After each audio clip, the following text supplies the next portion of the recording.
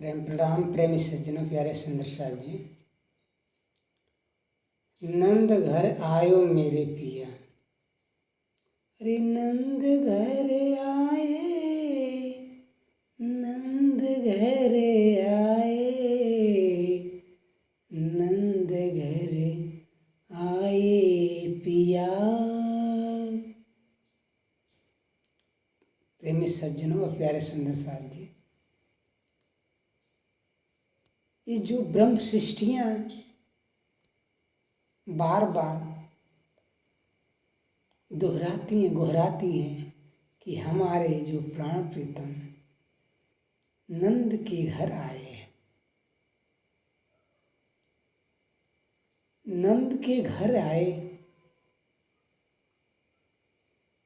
उसके बाद हमें यह मालूम हुआ कि जो नंद के घर कोई आया है उससे हमारा कोई नाता है, कोई संबंध है। और उस संबंध के नाते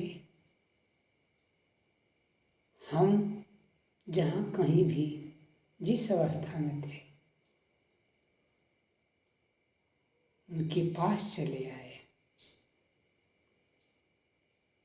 तो यह बात एक सवाल उठता है, जब देवकी की गर्भ से बालक का जन्म होता है, यानी जब तक वे कारागार में रहते हैं, तब उस समय जो बालक है, क्या ब्रह्म सृष्टियों के लिए प्यारा वो बालक नहीं है? जो जन्म लेने वाला शिशु है, क्या ब्रह्म सृष्टियाँ उस प्यारे बालक को अपना पिया, अपना प्राण प्रिया, अपना प्राण प्रियतम नहीं कह सकती है? प्रेमी सज्जनों, यस, आप लोग कथा बहुत सुने होंगे, कहानी जानते होंगे कि जो बालक कृष्ण जन्म लेते हैं देवकी की 8वें गर्भ से, और जो जब ये जन्म लेते हैं तो ये कारागार में ही रहते हैं।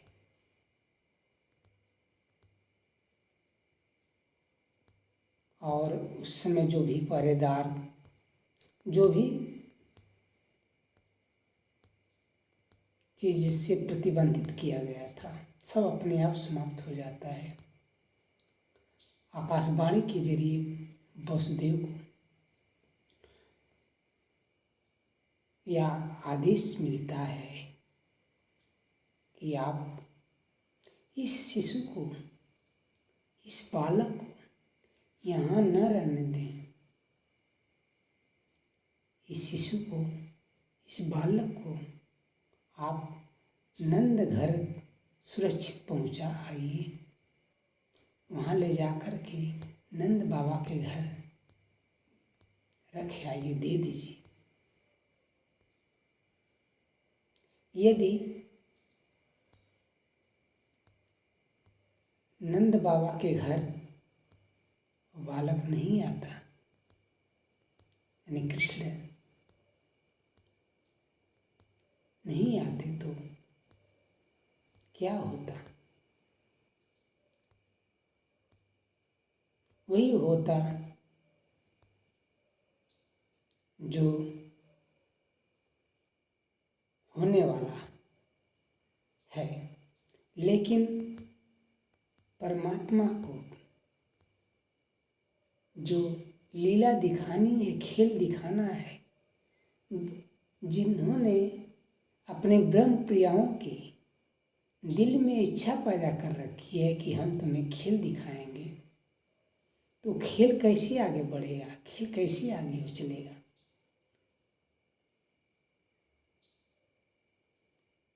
तो वो खेल को पूरा करने के लिए, खेल दिखाने के लिए नंद घर आना पड़ता है। उनको नंद घर जाने के लिए वसुदेव जी को आदेश मिलता है ले जाने के लिए। तो वसुदेव जी जमुना जी पार करके जैसे ही नंद घर प्रवेश करते हैं, उसी समय परमधाम में जो परब्रह्म परमात्मा विराजमान है, राज जी, प्राणनाथ जी, उनका जोश आवेश, उनकी जो आवेश शक्ति है उस बालक के अंदर प्रवेश करती है। जैसे ही वह शक्ति प्रवेश करती है, राज जी का आवेश जैसे ही प्रवेश करता है, तो वह साधारण बालक नहीं, वह पूर्ण बालक हो जाता है। और अपूर्ण लीला उनके अंदर समाहित है और अपने जोश आवेश के द्वारा राज जी नंद घर आकर के लीलाएं प्रारंभ कर देते हैं।